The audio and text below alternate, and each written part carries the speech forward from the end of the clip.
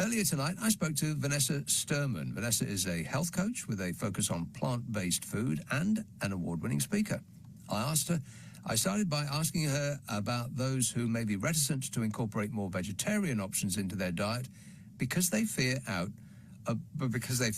missing out on what could be regarded as the main event of the meal, the meat. Yes, I can definitely understand that. You know, food is very, very emotive.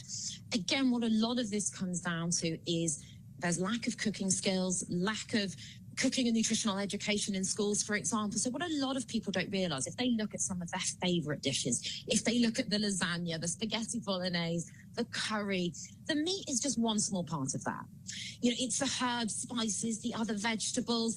Those are the things that people really love, and we don't have to change any of those. So when people start understanding it can be very small swaps, they get on board a lot more, and they realize, actually, this is going to help my health. I might spend a bit less money, and I'll help the environment as well. But sometimes without, and again, this goes back to that very practical information, without that, people do struggle. So we do need to give more help, more advice to people to really help them with their health, because in the end, this is affecting not just how long people live, but the quality of their life. And it's also creating a huge burden for the NHS.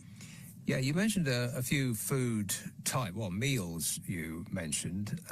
Do you think that people don't really have many ideas on what to do with vegetables? I mean, we know what to do with meat. You fry it, or you stew it, or you grill it. But vegetables, I mean, after a vegetable lasagna and salads, many people are all out of ideas.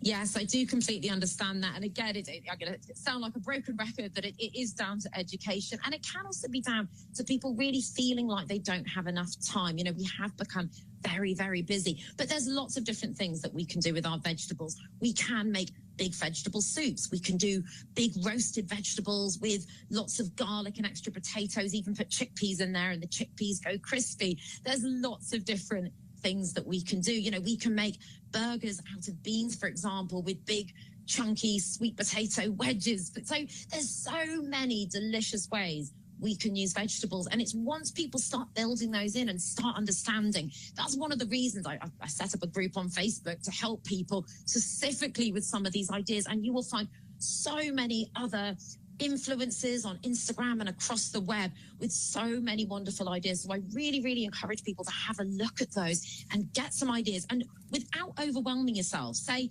okay, with my avocado on toast, I'm going to add some beans, and I'm going to chuck some roasted tomatoes on there as well with a bit of extra garlic and some balsamic vinegar. There's just one way of adding some extra vegetables. You don't have to become a master chef overnight.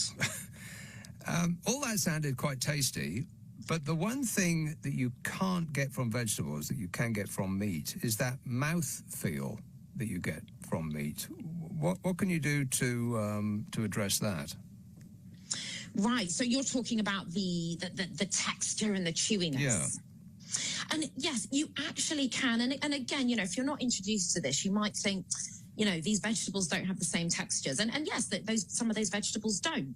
There are many, many foods that do. So you have things like tofu and tempeh, which are also very high protein. So that's one of the arguments that often comes up about meat. Well, where will I get my protein? There is protein in all plants, and some of your higher sources of protein are tofu and tempeh. Now, these are made from soya beans.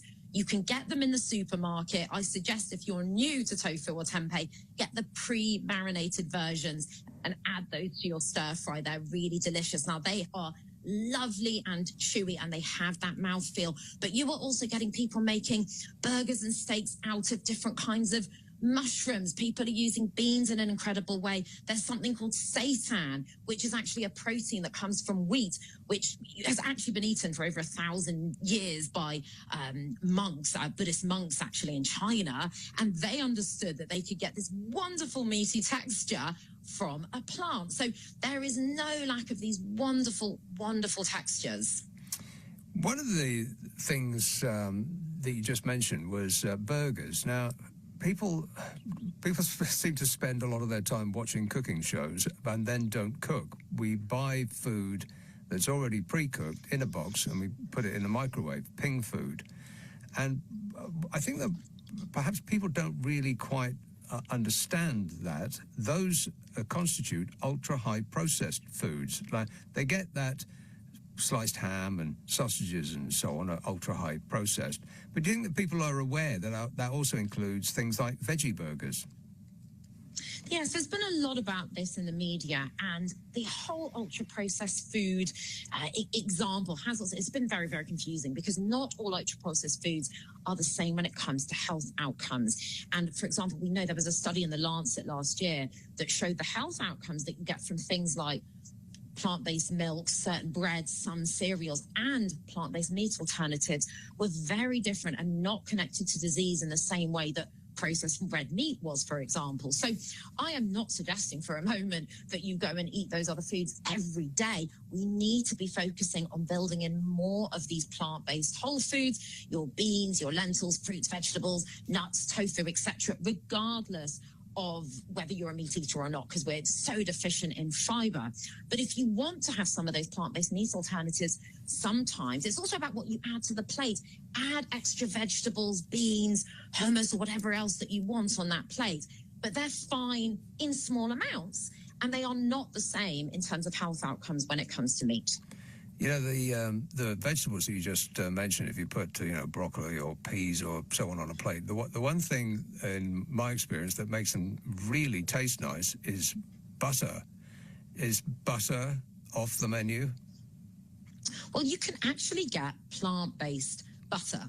Okay, so for anything that you have in animal product form, there is a plant-based form. But overall, when it comes to our fats, we want to be focusing on whole fats. So that is our nuts, our nut butter, seeds, avocado, olives. Those are the things we want to go for more.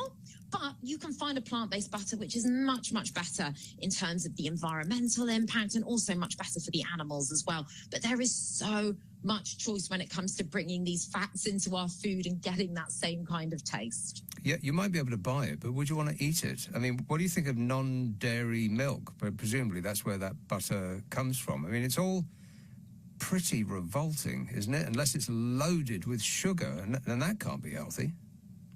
No, you don't want to have a plant-based milk that's loaded with sugar, but all of the plant-based milks, there are so many different types, and it's really important to find one that tastes good for you. And there are some that taste much more like dairy than others, and some of them actually say that on the packet. So I really encourage people to go to the supermarket and have a look at all the different kinds of non-dairy milk. They are much, much better for your health. And also they're in that category when that study was done to show that actually in terms of more processed foods and ultra-processed foods, they are not having the hugely negative impacts on your health, like things like the processed red meat, for example. But with plant-based milks, you can find cashew milk, oat milk, almond milk, hemp milk. The list goes on, and you can find one that you really, really like. Well, I tried. I really did try. I made a great effort. I tried all of them, and the last one that you mentioned, hemp milk, was the absolute worst of the lot. But I guess some people like it because it's still on the shelf. Well, plant-based milks have massively increased when it comes to sales, and so many people, whether they're fully plant-based or not, have moved to plant-based milk for lots of reasons. We know that most of the population are lactose intolerant. A lot of people are understanding the better impacts that can have on their health, also the environment, and they're also understanding more about the cruelty of the dairy industry. But yes, it is important to find one that you really, really love. But there are...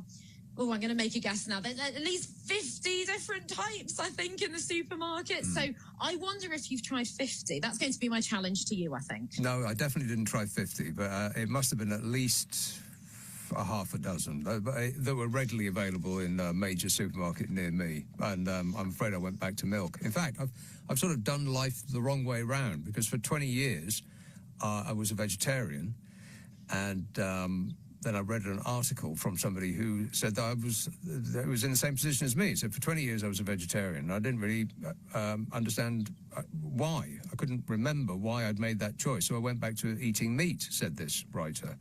And I thought, oh yeah, why am I a vegetarian? I'll start eating meat. And what surprised me was I didn't feel any different at all. So if people do it the other way around, if they stop eating meat and just go for a vegetarian diet, should they expect to feel better, or is there actually no, there wouldn't be any improvement in the way that they feel? As the sort of health benefits aren't felt, or are they? It really is down to the individual, and it really depends what their diet actually looks like and how one person feels. While it's lovely to hear about someone's experience and an anecdote, it's not scientific. I know I feel amazing on what I eat, but that doesn't count as scientific evidence for what I'm doing. So again, we need to look right at the science in terms of the lowered risk of disease, the improvement in gut health, for example. Those are the things we really need to look at. But so many people, yes, they do say they feel so much better, more energetic, better skin, better gut health, etc., better performance. You know, a lot of athletes talking about this as well. But it's always important to go back to the statistics and the science that say why that could be happening and that lowered risk of disease. What about a vegan diet? I mean, we were talking about vegetarian diet, but with a vegan diet, surely you can't get the sort of nutrition, vitamins and so on, that you would get from meat and dairy. How can you address that if you're a vegan? So there's a lot of myths around veganism, and actually by eating vegan, you can potentially get way more nutrients than you might have been getting before. Now, this really depends, again, on each person's individual diet, because of course you can eat vegan and not be very healthy. You can be someone who eats mostly plant-based whole foods, but still has some meat and dairy, and is also very healthy. That's very, very important to understand. But when we're talking about a vegan diet, the only thing that you should be really, really careful of, you know, you can supplement with B12. Now, that is important, and some of the products are fortified with B12. That originally comes from the soil. It doesn't actually come from animals. It comes from microorganisms in the soil. And because of our farming practices and our sanitation practices, which we definitely want to keep, you can't get B12 from plants. So supplementing is very important. But when it comes to deficiencies, everyone else who is omnivorous and vegetarian is also at risk of lots of deficiencies, mostly because our nutritional education is not very good, and most people are not building enough of these wonderful plant-based whole foods into their nutrition. So it's often not a case of saying, well, that one person over there is vegan and let's assume their diet looks like a particular thing, and that omnivorous person must have either a good or not such a good diet. It really is about what each individual is eating. So the more all of us can be eating more plant-based whole foods and more fiber, the better. And that doesn't mean you have to stick to one particular label of a nutritional preference. And just finally, one product has had such differing publicity. It's hard to really know whether it's good for you or bad for you. There used to be an advert when I was a kid which ran "Go to work on an egg." And then we were told that eggs are very bad for you because they're highly fatty and it's going to give you a heart attack. And then we were told that actually it would be beneficial if you had 2 every day. Where are you on eggs?